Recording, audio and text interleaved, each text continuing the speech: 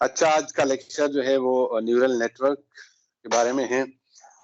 उसको multiple layer perceptron भी कहते हैं। न्यूरल नेटवर्क जो है वो न्यूरॉन क्या चीज है, या न्यूरल का कॉन्सेप्ट आपने और कहाँ पे सुना हुआ है? ब्रेन में। ब्रेन फंक्शन यूनिट है ब्रेन। और जी आपको कोई इनपुट? ओके, वही है, सारे उस पे मुत्तफिक है। अच्छा, न्यूरल नेटवर्क उसको मल्टीपल लेयर परसेप्ट्रॉन भी कहते हैं। प्रीवियसली हमने पढ़ा है लॉजिस्टिक रिग्रेशन। एक्चुअली जो न्यूरल नेटवर्क है वो लॉजिस्टिक रिग्रेशन की एक्सटेंशन है। ठीक हो गया। लॉजिस्टिक रिग्रेशन जो है बाइनरी क्लासिफिकेशन या उसको लीनियर क्लासिफायर भी कहते हैं।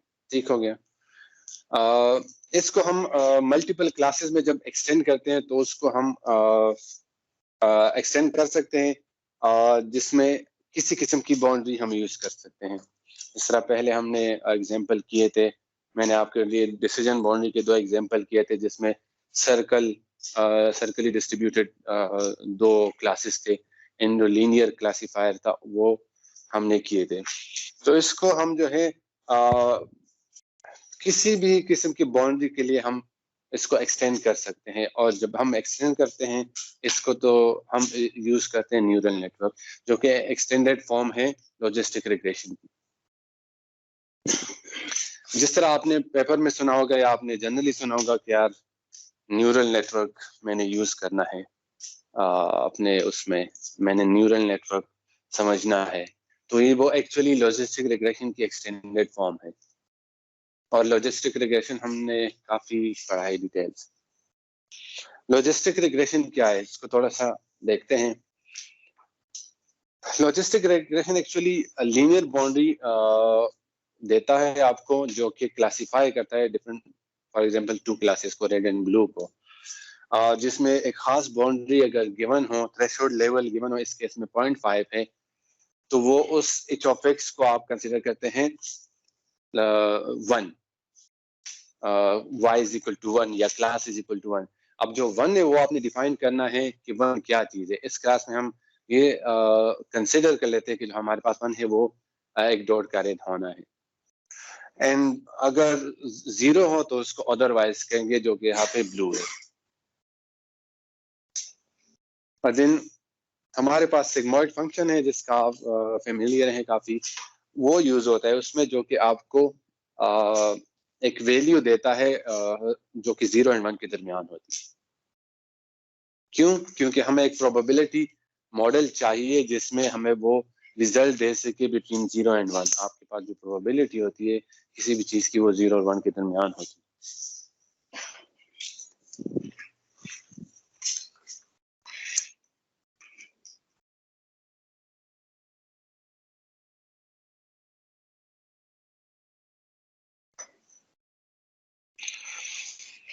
अच्छा,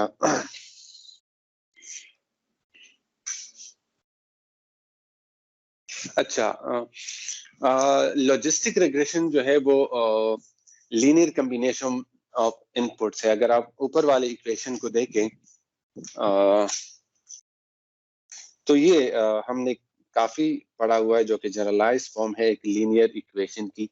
आप उसको एक्सटेंड करिए, W0 is equal to W1x1 plus W2x2 and so on.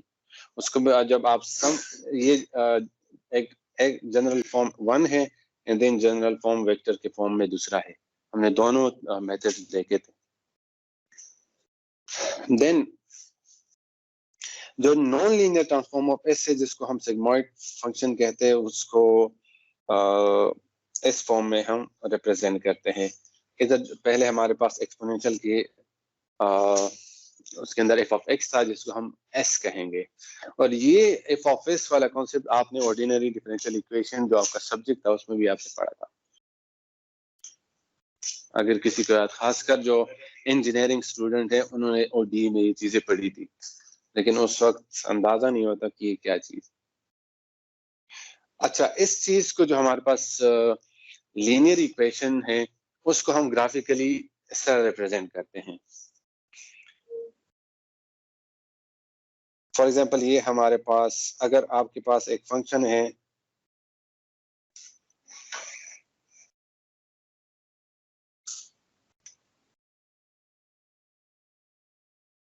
And so on. इसको अगर आप देखें तो W0 जो है, W0 आपके पास, उसके पास X नहीं है तो आप उसको इनपुट देते हैं 1। W2 जो है, W1 आपके पास है, उसका जो इनपुट है वो X1 है। इन W2 आपके पास वेट 2 है जिसका इनपुट X2 है, and so on up to 3 और N। तो इसको जब हम ग्राफिकली रिप्रेजेंट करते हैं, इसको कहते हैं फंक्शन पॉइंट। इस पे एक आप फॉर एग्जांपल आप लीनियर इक्वेशन में इसको सम कर रहे हैं, देन सम यूज हो रहा है। अगर कोई और फंक्शन आप यूज कर रहे हैं इसके साथ तो f, और इसको आप इस तरह कह सकते हैं function is summation. Then y आपके पास आउटपुट आ रहा है।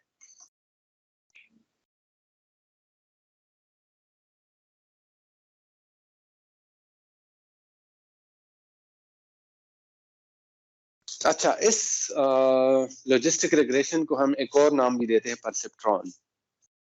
परसेप्ट्रॉन इसको क्यों कहते हैं ये हम अभी देखेंगे कि इसको परसेप्ट्रॉन क्यों कहते हैं। ये एक्चुअली इसको आर्टिफिशियल न्यूरॉन कहा जाता है, क्योंकि ये इसका कॉन्सेप्ट जो है वो जो ह्यूमन या जो कि लिविंग बीइंग का जो न्यूरॉन का कॉन्सेप्ट है, उसके दिमाग में जो कम्युनिकेशन हो रही होती है वो न्यूरॉन पे होती है। वही कॉन्सेप्ट उठा के उन्होंने आर्टिफिशियल न्यूरल नेटवर्क में यूज किया है। ये एक्चुअली जो न्यूरॉन का जो ब्रेन में फंक्शन होता है, ये उसको कॉपी किया हुआ है, उस मॉडल को अप्लाई किया हुआ है आर्टिफिशियली या प्रैक्टिकली। तो अगेन वो मॉडल आ रहा है ग्राफिकल मॉडल। ये मॉडल, ग्राफिकल मॉडल आपको आना चाहिए, आपको याद रहना चाहिए, क्योंकि ये काफी यूज होने वाला है। लॉजिस्टिक रिग्रेशन में एक्चुअली आपका सिर्फ एक परसेप्ट्रॉन यूज हो रहा होता है, लेकिन जब आप उसको एक्सटेंड कर रहे थे न्यूरल नेटवर्क में, तो आपके पास वो न्यूरल नेटवर्क बन जाता है। अगर हम बहुत से परसेप्ट्रॉन को मिला देते हैं तो आपका न्यूरल नेटवर्क कहलाता है। ये आपके पास न्यूरॉन है on the left and on the right आपके पास, ऑन द लेफ्ट आपके पास जो है परसेप्ट्रॉन है, ऑन द राइट आपके पास न्यूरॉन है। जो ह्यूमन न्यूरॉन होता है उसमें एक्चुअली डेंड्रॉइड्स होते हैं जो कि आपके इनपुट्स होते हैं, जो कि सिग्नल रिसीव कर रहे होते हैं किसी और न्यूरॉन से, या यूजुअली किसी और न्यूरॉन से कर रहे होते हैं। देन आपके पास सेल बॉडी होती है जो कि फंक्शन कर रहा होता है, एंड देन आपके पास एक्सॉन होता है जो कि मैसेज पास करता है किसी और न्यूरॉन को। सिमिलर मॉडल कॉपी किया है। आपके पास इनपुट होता है, आपके पास बायस होता है एज इनपुट, एंड आपके पास फंक्शन होता है, एंड देन वो फंक्शन जो है वो किसी और परसेप्ट्रॉन को आउटपुट दे रहा होता है, या आपको एज इट इज आउटपुट दे रहा होता है। जो परसेप्ट्रॉन है वो एक्चुअली मैथमेटिकल मॉडल है बायोलॉजिकल न्यूरॉन का। ठीक हो गया। जो एक्चुअल न्यूरॉन में होता है वो dendroid signal, electrical signal receive करता है अदर न्यूरॉन के, बाकी न्यूरॉन के एक्सॉन से। और जो परसेप्ट्रॉन है उसमें ये जो इलेक्ट्रिकल सिग्नल है उसको इनपुट हमने लिया है कि ये एक इनपुट है। जी, परसेप्ट्रॉन जो है वो एक्चुअली फर्स्ट इसका जो फंक्शन है वो वेटेड समेशन ऑफ इनपुट्स है। इसमें आपके पास इनपुट है जो कि वेट के साथ मल्टीप्लाइड है, देन वो सम हुए, समेशन उनका हुआ है, और उसको आप जनरली ऐसे रिप्रेजेंट करते हैं जो कि हमने पहले इस फंक्शन को पढ़ा हुआ है।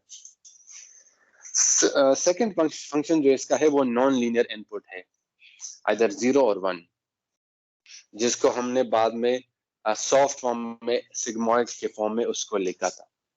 आइदर इसका इनपुट आपके पास 0 आ रहा होता है या 1 आ रहा होता है, लेकिन हमने अपनी कैलकुलेशन इजी करने के लिए या इजी उसको डिफरेंशिएट करने के लिए हमने उसको सिग्मॉइड के फॉर्म में लिख लिया था, बट एक्चुअली जो उसका वैल्यू है वो 0 और 1 आ रहा होता है।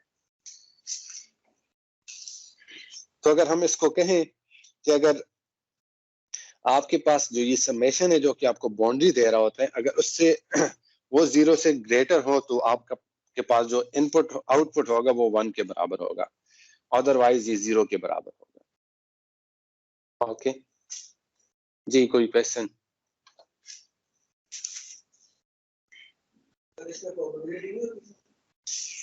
प्रोबेबिलिटी एक्चुअली होगी, बट जो आपके पास जो प्रोबेबिलिटी में आपने एक थ्रेशोल्ड लेवल सेट किया होता है, अगर प्रोबेबिलिटी इस लेवल से ऊपर होगी तो हम उस सारे रीजन को 1 कंसिडर करेंगे।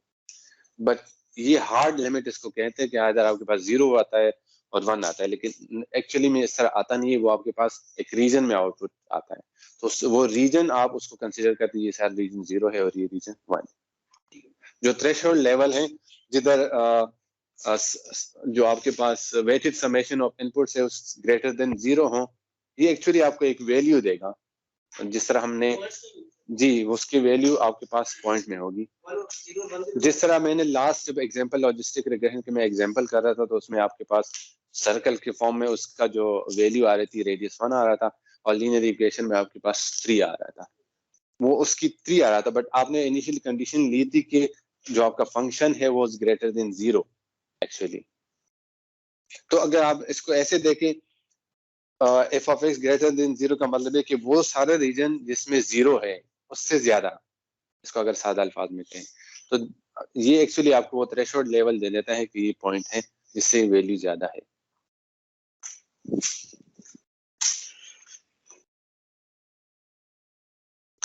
परसेप्ट्रॉन क्या करता है? What a perceptron does?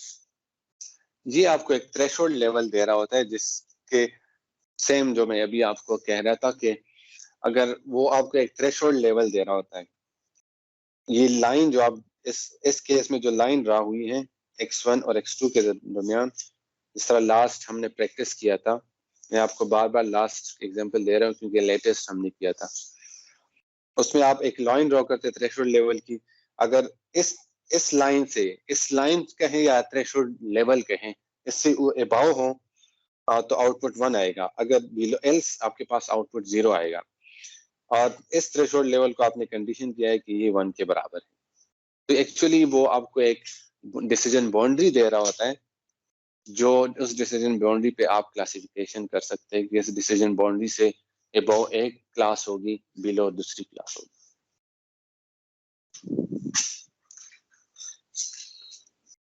जी, अब हम एक एग्जांपल करते हैं। एंड ऑपरेशन आपने पढ़ा होगा, एंड ऑपरेशन क्या चीज है? अगर 2 इनपुट्स हो तो उनका जो एंड ऑपरेशन है वो क्या होगा?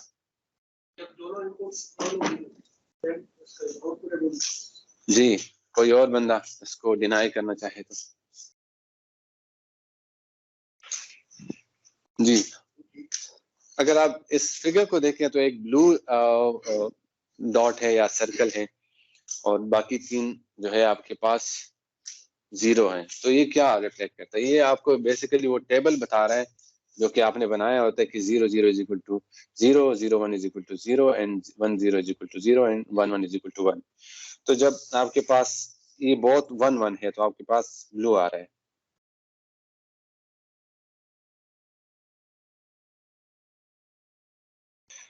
बट जब आपके पास कोई भी 0 हो तो आपके पास वैल्यू 0 है। ये आपके पास एंड ऑपरेशन है।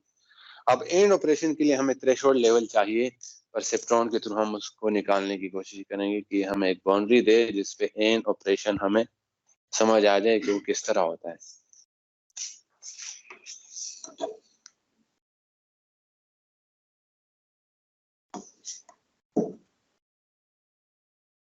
ये बाउंड्री है जो हमें चाहिए कि ये हमें मिले।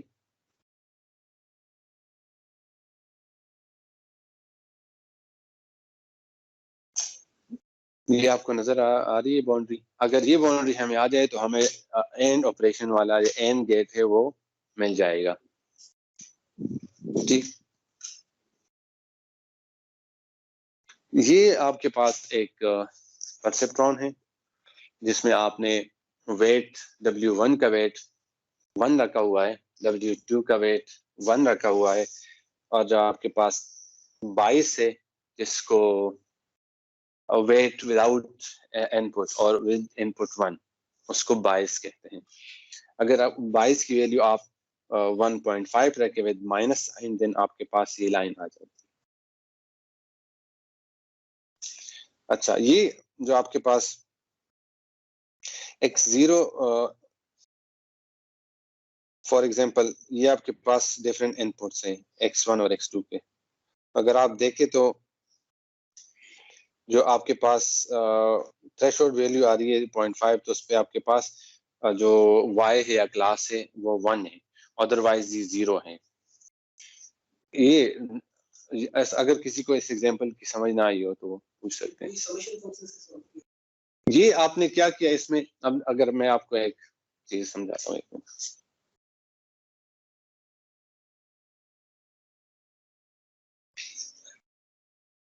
जी, ये उसी समेशन फंक्शन से निकला है, लेकिन आपने प्लॉट को देख के कुछ वैल्यू निकाली है। आपने प्लॉट से जो इम्पोर्टेंट चीज होती है उसमें 22 की वैल्यू होती है। अब देखें, ये आपके पास जो पॉइंट है ये 1 है, ये 1 है, और ये जो पॉइंट है ये आपको वैल्यू दे रहा है 1.5। ठीक हो गया। तो जो ये पॉइंट है, अगर देखें इस लाइन पे, अगर आप देखें इस लाइन पे, इस पे आपके पास x2 जो है वो 0 है इस लाइन पे, इस पॉइंट पे x2 0 है। जब आपके पास x2 0 होता है और x1 की वैल्यू अगर 1 हो तो आपके पास 22 की वैल्यू आएगी। तो ये पॉइंट आपके पास आ गया। एक मिनट मैं आपको करता हूँ।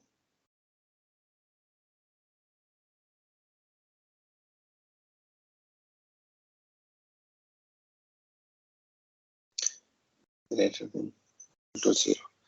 अच्छा, फॉर एग्जाम्पल हम ये कहते हैं कि जो वेट्स है वो इनपुट के फॉर्म में हमारे पास 1 है स्ट्रेट आउट। ठीक हो गया। तो अब हमने रखना है 22 की वैल्यू।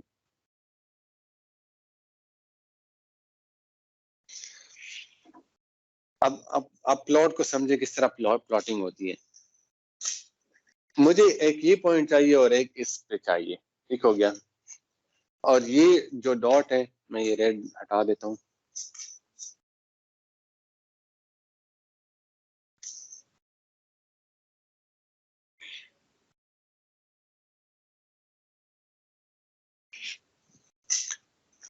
W0 के लिए हमें वैल्यू चाहिए। अब इस पॉइंट पे x1 0 है, x2 भी 0 है।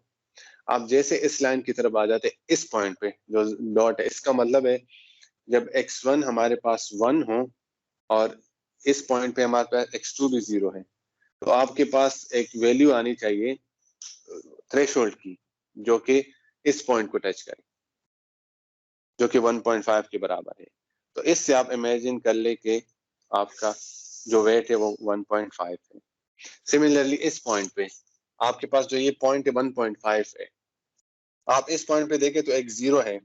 अब x0 में x1 आपके पास 0 है, इसमें 0 पुट करें और आप इसको देखें 1.5 की वैल्यू, तो इससे x2 की वैल्यू 1.5 आ रही है। सर ये जो बाउंड्री है ये, अब देन वो आप लाइन को आप इस एक और वैल्यू रखें, x1 की कोई भी वैल्यू रखें 0.5, तो दोनों की 0.5 इधर है फॉर एग्जांपल। तो 0.5 जब लाइन के इस साइड पे आएगा, ये बाय द वे माइनस होगा। 0.5 को जमा करें 1 आएगा, तो इस पे आपके पास 1 आ रहा है, जो कि इसके करीब आ रहा है। 0.5 जी 1 आ जाएगा, इधर आ जाएगा 0.5। अगर 0.5 है x1 की वैल्यू और x1 की वैल्यू हमारे पास 0 और 1 हो सकती है। जब आप 0 0 करेंगे तो आपके पास वैल्यू आती है -0.5। जी 0 0 पे -1.5 आती है और 0 1 पे आपके पास, क्योंकि 1.5 है, तो आप जब x की वैल्यू 0 होगी तो आपके पास 1.5 आ जाएगा। जब दोनों 0 हो जाएंगे, जब इसमें 1 0 हो जाएगा तो इसका मतलब है कि 0.5 आ जाएगा। इस तरह इसको भी कैलकुलेट करते जाए तो आपके पास ये टेबल बनता जाएगा। और ऑपरेशन। चल इस तरह करते हैं, हम क्विज लेते हैं, इसको हम फिर बाद में करते हैं। ओके हो गया जी। कोई क्वेश्चन हो तो मैं आपको 5 मिनट हम और जी ये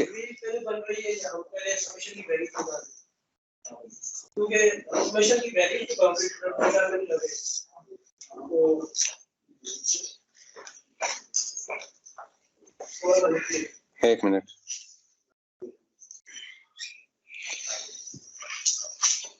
सबसे पहले आपने वेट्स की वैल्यू रखनी है। ठीक, जब वेट की वैल्यू रखेंगे तब आपके पास ये टेबल बनेगा। ठीक, ये स्टेप बाय स्टेप हो गया। अब इस प्लॉट को देके आपने वेट की वैल्यू समझनी है या निकालनी है। ये वैल्यू जो है ना, ये पॉइंट आपके पास 1.5 के बराबर है। ये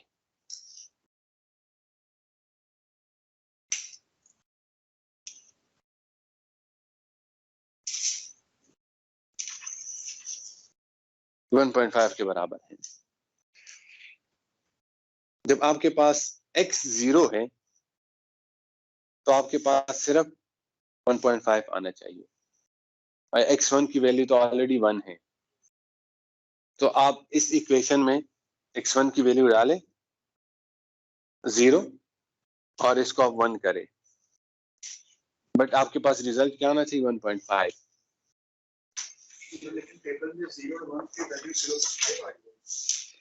एक मिनट, इसको हम करते हैं दोबारा।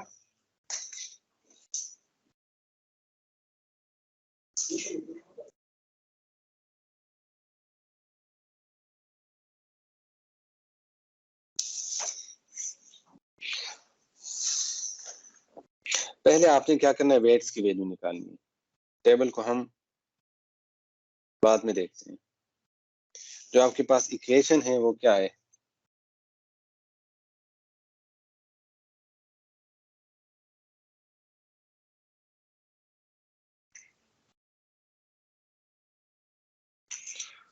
ठीक, अच्छा, अब हम क्या करते हैं, इस प्लॉट को आप देखें। ये सारा आप इस चीज को नहीं समझ रहे। एक्चुअली प्लॉट से आप वैल्यू नहीं निकाल सकते कि प्लॉट से कैसे हम वैल्यू निकाले वेट्स की। ये असल में मेन प्रॉब्लम है। अगर ये मसला ना होता तो ये आपको इजीली समझ आता। W1 और W2 की वैल्यू हम क्या रखते हैं? 1 रखते हैं। ठीक हो गया। आपके पास जो मैक्सिमम वैल्यू है वो 1.5 आ रही है। मैक्सिमम वैल्यू क्या है? फंक्शन मैक्स आपके पास है 1.5। ये आपके पास मैक्स है। जब आपने x1 0 रख दिया,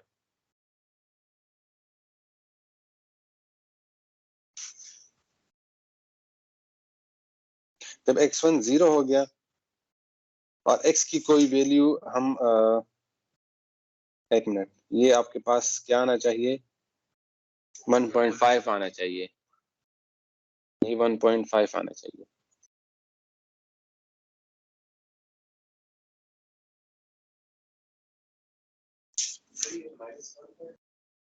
एक मिनट, ये वेट की वैल्यू आपने -1.5 रखा हुआ है।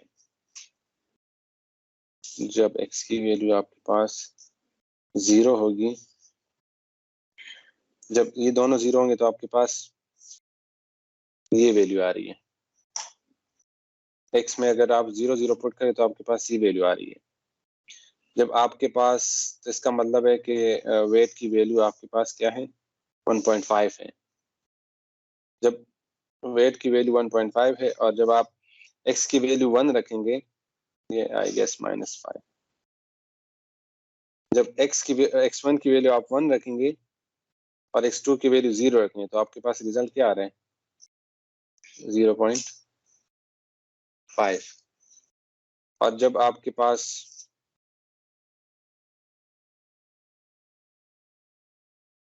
x2 की वैल्यू आपके पास 0 आ रही है, 1 आ रही है, तब आपके पास वैल्यू क्या है?